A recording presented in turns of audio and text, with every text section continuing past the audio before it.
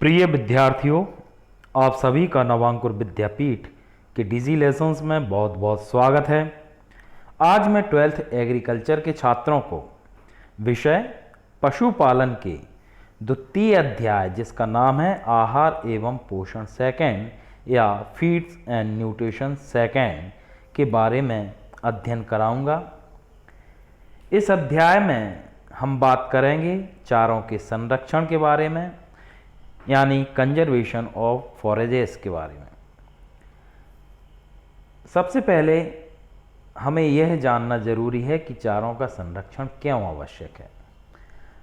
तो हमें पता है कि भारत मानसून आधारित देश है, जहां वर्षा ऋतु में बहुत अधिक पैमाने में चारा पैदा होता है।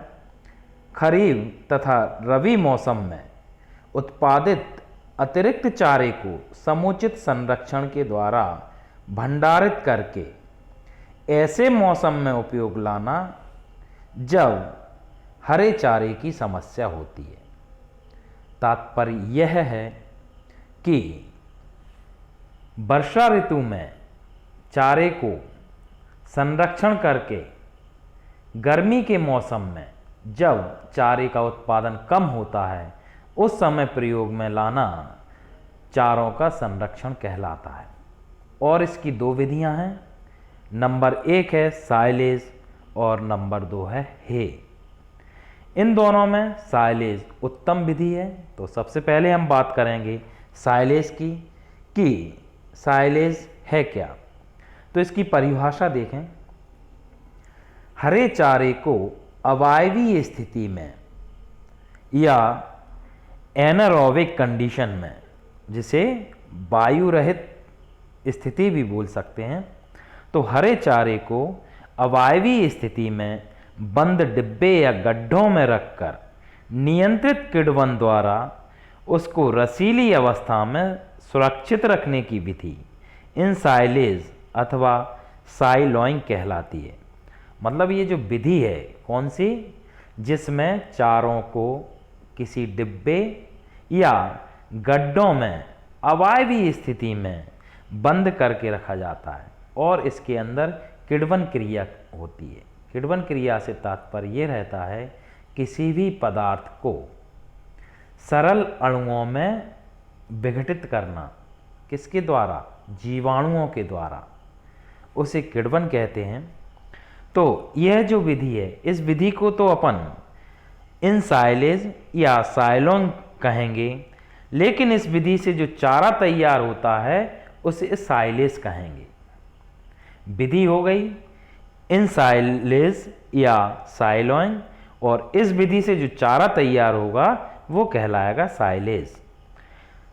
और जिस स्थान या गड्ढे में साइलेज तैयार किया जाता है उसे साइलो कहेंगे। मतलब आप समझ गए होंगे कि यह जो विधि है, जिस विधि द्वारा ये साइलेज तैयार किया जाता है, जो चारा तैयार किया जाता है, वो विधि इन साइलेज या साइलोन कहलाएगी। इस विधि से जो चारा तैयार होगा वो साइलेज कहलाएगा, और जिस डिब्बे या गड्ढों में उस चारे को बंद किया जाता है उन गड्ढों को साइलो कहते हैं। ठीक है, ये इम्पोर्टेंट है। कभी कभी आता है कि साइलेज जिन गड्ढों में बनाई जाती है उसे क्या कहते हैं, तो उसे साइलो कहेंगे। और इस विधि को क्या कहेंगे, तो इस विधि को इन साइलेज या साइलोइंग कहेंगे। ठीक है, तो आप समझ गए होंगे कि साइलेज क्या होता है। अब हम बात करेंगे साइलेज बनाने के लिए आवश्यक दिशा निर्देशों की। Important instruction for silage preparation कि कौन कौन से नियम या दिशा निर्देश हैं इसे तैयार करने के। तो सबसे पहला पॉइंट है, साइलेज बनाने हेतु उच्च कार्बोहाइड्रेट प्रतिशत वाले चारे जैसे ज्वार, मक्का, जई आदि का उपयोग करना चाहिए। बहुत इंपॉर्टेंट क्वेश्चन है कि मतलब पीएटी के लिए यह है कि साइलेज बनाने में किन चारों का उपयोग किया जाता है, उनमें किस तत्व की मात्रा अधिक होना चाहिए तो साइलेज बनाने के लिए उच्च कार्बोहाइड्रेट वाले चारों का उपयोग करना चाहिए, जिसमें कार्बोहाइड्रेट की मात्रा ज़्यादा होती है। उनके उदाहरण हैं ज्वार, मक्का और जई। कहने का मतलब यह है कि ग्रैमीनी कुल के जितने भी पौधे या फसल आती है या चारे आते हैं, उन्हीं चारों की साइलेज अच्छे से तैयार होती है। ठीक है, अब दूसरा पॉइंट देखते हैं। लिखा है जिन फसलों का साइलेज तैयार करना है उसमें कार्बोहाइड्रेट की मात्रा कम से कम 30% होनी चाहिए। कंडीशन भी दे दी है और पूछा भी जाता है कि जिन चारों से साइलेज बनानी है उनमें कार्बोहाइड्रेट की प्रतिशत मात्रा कम से कम कितनी होनी चाहिए, तो कम से कम 30% होनी चाहिए कार्बोहाइड्रेट की मात्रा। तीसरा पॉइंट देखें, चारे को साइलो में तेजी से भरना चाहिए तथा उसे तुरंत भर दिया जाता है। तेजी से भरने से मतलब ये रहता है कि उसमें वायु प्रविष्ट ना कर पाए, जल्दी जल्दी भरना चाहिए और तुरंत भरना चाहिए ताकि उसमें वायु प्रवेश ना कर सके। चौथा पॉइंट है अच्छी गुणवत्ता वाला साइलेज प्राप्त करने के लिए चारे को फूल लगने या दाने में दूध की अवस्था में काटना चाहिए। मतलब ये है जिन चारों की साइलेज बनाना है, अच्छी गुणवत्ता वाली साइलेज बनाना है, तो उन चारों को या तो आप फ्लावरिंग स्टेज में काट दें, फूल की अवस्था पे, जब फसल पे फूल आता है उस समय काट लें, या दानों में दूध की अवस्था, जैसे ही दाने बनते हैं उसमें उसे बोलते हैं डफ स्टेज, तो उस स्टेज पर काटना चाहिए। यह भी बहुत इंपॉर्टेंट है। पांचवा पॉइंट देखते हैं कि चारे की कुट्टी काटकर साइलो में दबाना चाहिए। इसका मतलब यह है कि चारे के छोटे छोटे टुकड़ों करके, कुट्टी मतलब काट काट के उसे दबाना चाहिए। पूरी की पूरी फसल को नहीं दबाना चाहिए, जितना आप बारीक टुकड़े करेंगे उतनी अच्छी साइलेज बनेगी। क्यों? क्योंकि छोटे छोटे टुकड़े अच्छे से गड्ढों में फिट हो जाते हैं, उनमें वायु के लिए कोई स्थान नहीं होता। तो ये 5 निर्देश हैं, इन 5 निर्देशों को ध्यान में रखकर साइलेज बनाना चाहिए। अब हम आगे बात करेंगे साइलेज बनाने की विधि। तो साइलेज बनाने की विधि के अंतर्गत निम्नलिखित स्टेप आते हैं। सबसे पहला स्टेप है कि चारे का चयन, सिलेक्शन ऑफ फॉरेजेस। तो इसके अंतर्गत अभी हमने दिशा निर्देश में पढ़ा ही है कि चारे का चयन करते समय हमें हमेशा जिन फसलों में कार्बोहाइड्रेट की मात्रा अधिक है और लगभग कितनी होना चाहिए, कम से कम 30%, ऐसे चारों का ही चयन करना चाहिए। उदाहरण भी देखे थे, उनके उदाहरण हैं ज्वार, मक्का, जई। ठीक है, तो इस प्रकार के चारों का चयन करना चाहिए। और काटने की भी व्यवस्था है कि इन चारों की कटाई जब भी फूल आने लगें, या तो फूल आने की अवस्था में काटें या डफ स्टेज पर काटना। डफ स्टेज से मतलब जब दाने बनना शुरू होते हैं उस अवस्था में काट लेना चाहिए। तो पहले जो पॉइंट है चारे का चयन, तो इस प्रकार से चारे का चयन करना चाहिए। दूसरा है कुट्टी काटना या चॉपिंग। तो यह इसलिए है ताकि छोटे छोटे टुकड़ों में काट के गड्ढों में भरा जाता है, तो उसमें वायु के लिए कोई स्थान नहीं रहता। तो इनसाइलिंग के पूर्व, इनसाइलिंग मतलब ये जो विधि आप साइलेज बनाने की विधि कर रहे हैं, बना रहे हैं, तो इस विधि को क्या कहेंगे, इनसाइलिंग। तो इनसाइलिंग के पूर्व चारे को कुट्टी काट ली जाती है, मतलब छोटे छोटे टुकड़ों में काट लिया जाता है, क्योंकि कुट्टी या चारे की लंबाई जितनी कम होगी साइलेज की गुणवत्ता उतनी ही अच्छी होगी। ठीक है, अब तीसरा पॉइंट देखते हैं। तीसरा पॉइंट है साइलो में भरना या फिलिंग। जो गड्ढे रहते हैं उन्हें बोलते हैं साइलो। तो साइलो में भरना, तो साइलो में या गड्ढों में जब भी इस कुट्टी को या छोटे छोटे टुकड़ों को, किसके, चारे के टुकड़ों को तुरंत और जल्दी जल्दी भरना चाहिए और जल्दी भर के साइलो या इन गड्ढों को तुरंत बंद कर देना चाहिए। साइलो में चारा दबा कर भरना चाहिए ताकि उसमें हवा ना रहे। साइलो को बंद करते समय उसके ऊपर पॉलीथीन की परत बिछा देनी चाहिए। फिर मिट्टी की परत रखनी चाहिए ताकि उसमें वायु प्रवेश के लिए कोई जगह ना रहे। तो ये आपका तीसरा पॉइंट हो गया फिलिंग का। चौथा पॉइंट है साइलेज का निकालना। मतलब इन जैसे ही गड्ढे भर गए हैं और उसे अपन ने पॉलीथीन से ढक दिया है, उसके बाद मिट्टी से भी ढक दिया है, तो इसकी विधि कंप्लीट हो गई है। अब साइलेज को निकालने की बात कर रहे हैं। तो जब ये पूरी तरह से गड्ढों को पैक कर दिया है तो अब प्रश्न ये उठता है कि साइलेज बनेगी कितने दिनों में। यह भी इम्पोर्टेंट है। क्वेश्चन आता है कि जब गड्ढों को भर दिया जाता है या साइलों को भर दिया जाता है तो कितने दिन बाद साइलेज तैयार हो जाती है। तो इसका आंसर है लगभग 45 दिनों में साइलेज बनकर तैयार हो जाती है। इसके बाद आवश्यकता अनुसार साइलेज निकालकर पशुओं को खिलाया जा सकता है। मतलब 45 दिन तक आपको पैक करके रखना होगी और उसके बाद आप आवश्यकता अनुसार निकालकर पशुओं को खिला देंगे। मतलब साइलेज बनने में लगभग 45 दिन का समय लग जाता है। अब पांचवा पॉइंट देखें। पांचवा पॉइंट है अच्छी साइलेज की पहचान या आइडेंटिफाई टू गुड साइलेज। कि आप साइलेज की कैसे पहचान करेंगे कि साइलेज अच्छी बनी है या उसमें कुछ मिस्टेक या गलती हो गई है जिसके कारण वो खराब हो गई है। तो अच्छी साइलेज की पहचान उसके रंग के आधार पर होती है कि यदि उसका रंग चमकदार है तो समझेंगे कि साइलेज अच्छी है। लेकिन यदि साइलेज ठीक से दबाकर नहीं भरी गई है तो उसकी औसत या गुणवत्ता जो है वो खराब किस्म की होगी। ऐसे में उसका रंग भूरा और मटमैला होगा। ठीक है। तो यदि जो साइलेज है उसका रंग चमकदार है तो समझेंगे साइलेज अच्छी है। इसके विपरीत यदि उसका रंग भूरा या मटमैला निकलेगा तो वो उसकी जो गुणवत्ता है वो औसत रहेगी या खराब रहेगी।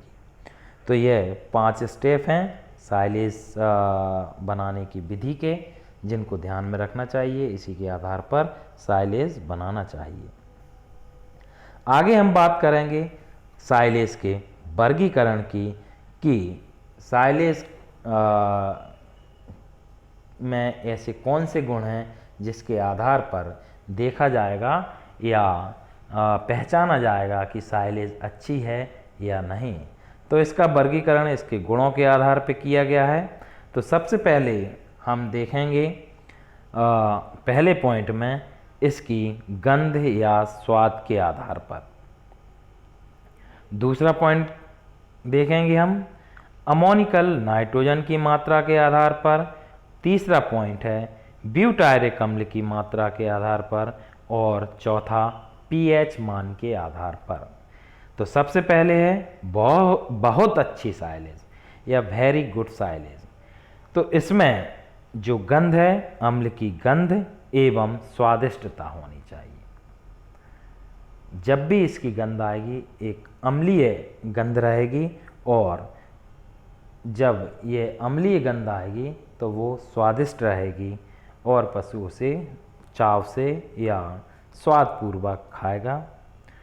दूसरा पॉइंट है बहुत अच्छी साइलेज का अमोनिकल नाइट्रोजन की मात्रा 10% से कम होना चाहिए। तीसरा पॉइंट है ब्यूटायरिक अम्ल की मात्रा। तो ब्यूटायरिक अम्ल की मात्रा 0.2% से कम होना चाहिए। और चौथा पॉइंट है पीएच मान। तो पीएच मान 3.4 से 4.2 के बीच होना चाहिए। यह जो कंडीशन है यह बहुत अच्छी साइलेज के हैं। ये मालूम होना चाहिए, इसमें अधिकांश ये क्वेश्चन पूछा जाता है कि बहुत अच्छी साइलेज का पीएच मान कितना होता है। तो बहुत अच्छी साइलेज का पीएच मान होता है 3.4 से 4.2। अब हम अच्छी साइलेज की बात करें, या इसे इंग्लिश में कहेंगे गुड साइलेज। अभी अपन ने बात की वेरी गुड साइलेज, बहुत अच्छी साइलेज।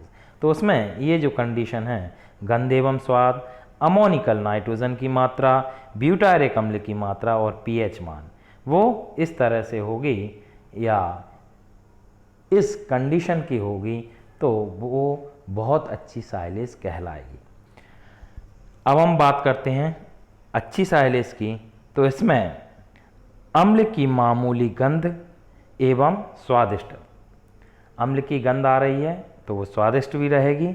इसमें अमोनिकल नाइट्रोजन की मात्रा 10 से 15% के बीच होना चाहिए और ब्यूटायरिक अम्ल की मात्रा 0.2 से अधिक होनी चाहिए। और पांचवा पॉइंट है पीएच मान। पीएच मान 4.2 से 4.5 के बीच होना चाहिए। यह भी आता है कभी कभी कंफ्यूजन के लिए, उसमें दे दिया जाता है अच्छी साइलेज का पीएच मान कितना होता है, और कभी पूछ लिया जाता है बहुत अच्छी साइलेज का पीएच मान क्या होता है। तो आप देख सकते हैं कि बहुत अच्छी साइलेज का पीएच मान कितना होगा, 3.4 से 4.2 के बीच में। और यदि अच्छी साइलेज की बात करें तो इसका पीएच मान होगा 4.2 से 4.5 के बीच में। अब हम बात करेंगे कुछ अच्छी साइलेज की। तो इसमें अम्ल का स्वाद एवं गंध का ना होना, अम्ल का अम्ली तो रहेगी लेकिन इसमें गंध बिल्कुल नहीं आएगी। दूसरे पॉइंट की बात करें अमोनिकल नाइट्रोजन की मात्रा, तो इसमें अमोनिकल नाइट्रोजन की मात्रा 15 से 20% के बीच और ब्यूटायरिक अम्ल की मात्रा अपेक्षाकृत अधिक रहेगी। और पीएच मान की बात करें तो पीएच मान 4.5 से 4.8 के बीच रहेगा। अब बात करते हैं खराब साइलेज की कि खराब साइलेज में कौन कौन से गुण होते हैं। तो महक भी बुरी रहेगी, अच्छी गंध नहीं आएगी, अमोनिकल नाइट्रोजन की मात्रा 20% से अधिक, ब्यूटायरिक अम्ल की मात्रा बहुत अधिक रहेगी और पीएच मान 4.8 से अधिक रहेगा। तो यह इस आधार पर साइलेज का वर्गीकरण किया गया है। तो आप देख लें, बहुत ही इम्पोर्टेंट है ये वर्गीकरण। अब हम बात करेंगे साइलेज के लाभ की कि साइलेज से क्या क्या लाभ हैं, एडवांटेज ऑफ साइलेज। तो साइलेज से निम्नलिखित लाभ हैं। सबसे पहला है हरे चारे की वर्ष भर उपलब्धता। तो हरे चारे रबी तथा खरीफ के मौसम में ही तैयार होते हैं। हरे चारे जब भी किसान को मिलेंगे रबी और खरीफ के मौसम में पर्याप्त मात्रा में रहेंगे। वर्ष के शेष माह में साइलेज तैयार करके हरे चारे की उपलब्धता की निरंतरता बनाई जा सकती है। खरीफ और रबी में तो प्राकृतिक रूप से हरे चारे की कोई कमी नहीं रहती, लेकिन गर्मी के मौसम में अप्रैल से जून तक जब बहुत अधिक गर्मी पड़ती है उस समय चारे की कमी होती है। तो उस समय अपन साइलेज के रूप में पशुओं को चारा दे सकते हैं। तो इस तरह पहला लाभ है कि हरे चारे की वर्ष भर उपलब्धता, आप वर्ष भर पशुओं को हरा चारा खिला सकते हैं। दूसरा पॉइंट है आसान तकनीक तथा कम स्थान की ज़रूरत। टेक्निक भी आसान है, तकनीक भी आसान है। देखें, सूखे चारों की अपेक्षा साइलेज बनाने में प्रयुक्त साइलो काफ़ी कम स्थान घेरते हैं। साइलो मतलब गड्ढे, छोटे छोटे गड्ढे बना करके आप उसमें चारों को कुट्टी काट कर दबा के भर सकते हैं, दबा दबा के एक स्थान भर सकते हैं। इस तरह से वो कम स्थान घेरेंगे। किसकी अपेक्षा? सूखे चारों की अपेक्षा। यदि आप चारों को ऐसे ही रखेंगे तो वो ज़्यादा स्थान घेरेंगे और गड्ढों में बंद करके रखेंगे तो वो कम स्थान घेरेंगे। इसके अलावा यह तकनीक काफ़ी आसान एवं सस्ती है। यह हे की अपेक्षा आसान है तथा वर्षा ऋतु में भी चारे का संरक्षण संभव है। हे क्या होता है? हे से तात्पर्य है जिस तरह से साइलेज में चारों को रसीली अवस्था में संरक्षित करके रखा जाता है, हे में इसके विपरीत चारों को सुखा करके रखा जाता है। और चारों को आप कब सुखाएंगे? गर्मी की मौसम में।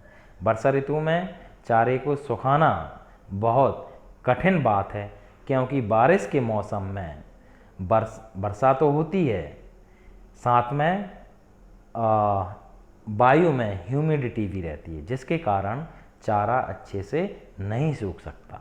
तो उस समय आप साइलेज के रूप में संरक्षित करके रख सकते हैं। तो यह एक आसान विधि है।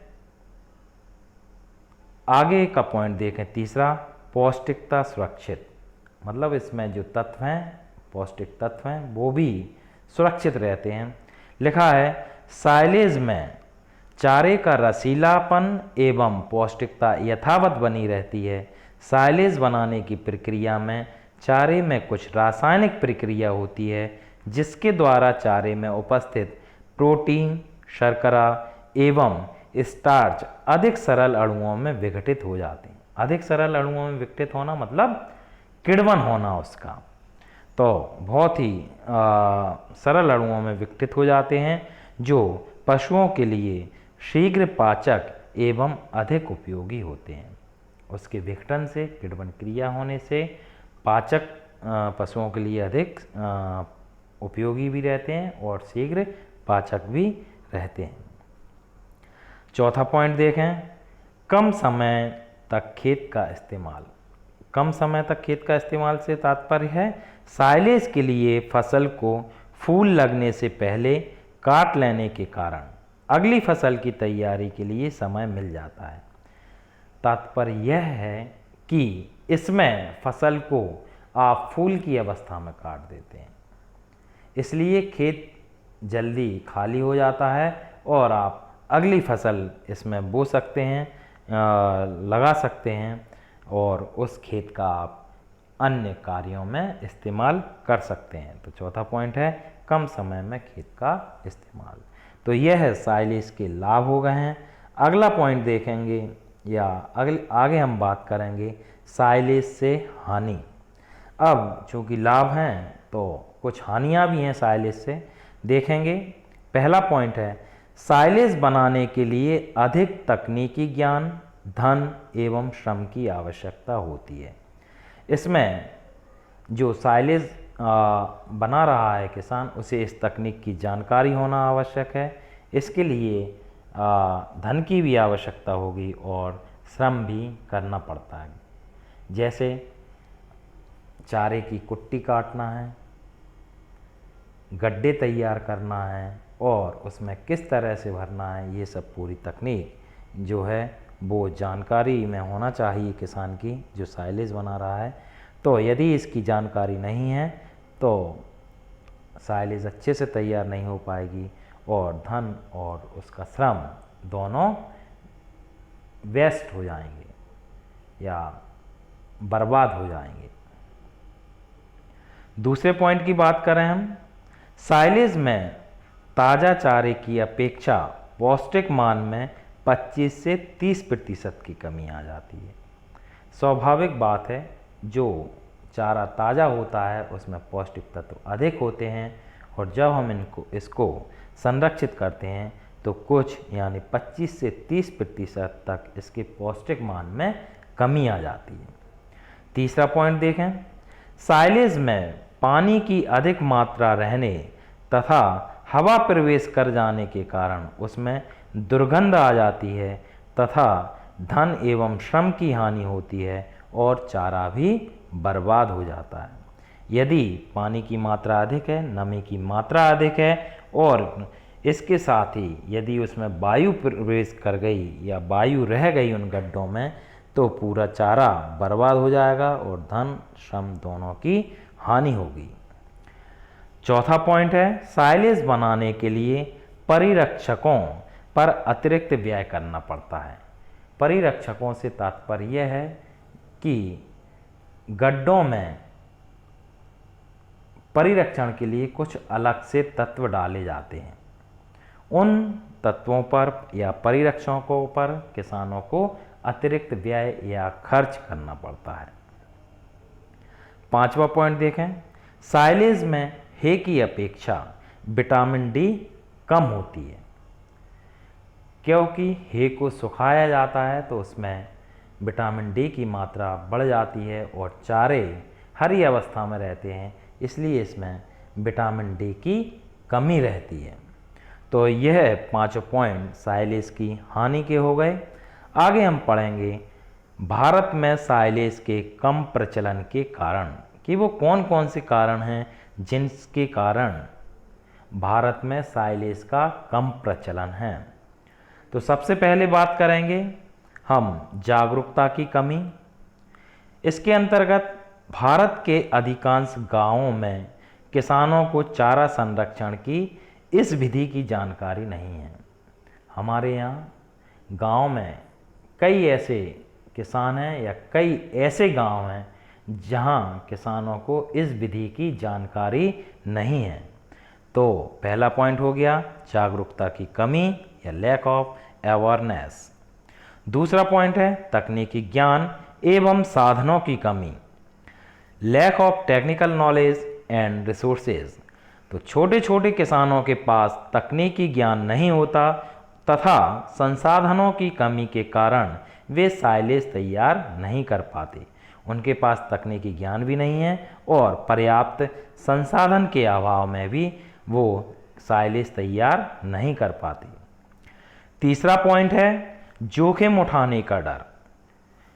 तो इसके अंतर्गत देखें कृषक चारा खराब होने के डर से तथा चारा की बर्बादी तथा पशुओं की उत्पादकता घटने के डर से जोखिम उठाने से डरते हैं। कृषि पूरी जोखिम पर आधारित है और जो किसान जोखिम नहीं उठाते वो इस विधि को नहीं प्रयोग में लाते। उन्हें डर रहता है यदि कुछ भी मिस्टेक होगी, थोड़ी भी मिस्टेक इस साइलेज बनाने में हो जाएगी तो उनका पूरा चारा, धन एवं श्रम सभी कुछ बर्बाद हो जाएगा और उन्हें हानि उठाना पड़ सकती है। तो यह जोखिम उठाने का भी भय रहता है। आगे है चौथा पॉइंट सरकारी सहायता की कमी। तो साइलेज प्रयोग को बढ़ावा देने में पशुपालन विभाग के प्रयास नगण्य रहे हैं। इसके अंतर्गत यह है कि जो पशुपालन विभाग है यह साइलेज को बढ़ावा देने के लिए जो इनके प्रयास हैं बिल्कुल नगण्य हैं। यदि सरकारी सहायता तथा जागरूकता लाई जाए तो साइलेज का प्रचलन बढ़ाया जा सकता है तथा वर्ष भर हरा तथा रसीला चारा उपलब्ध कराया जा सकता है जो पशुपालन को लाभप्रद बनाने में अहम भूमिका निभा सकता है। तो इस प्रकार जो सरकारी सहायता है, जो पशुपालन विभाग है, इसके प्रयास बिल्कुल नगण्य हैं। यदि यह थोड़ी अपनी रिसोर्सेज या कही जाए थोड़े प्रयास करें तो इसमें काफ़ी आगे भविष्य है कि पशुओं को जब भी चारे की कमी हो उस समय चारा दे सकते हैं। तो हमारे यहाँ सरकारी सहायता में कमी देखी जा सकती है। इस प्रकार साइलेज का जो विधि बनाने की विधि है, परिभाषा है, इसके क्या क्या लाभ हैं, क्या दिशा निर्देश हैं, क्या हानियां हैं और इसका प्रचलन के कम होने के क्या क्या कारण हैं, इन सभी का हमने अध्ययन किया है। आशा करता हूं आपको यह वीडियो पसंद आई होगी। बहुत बहुत धन्यवाद।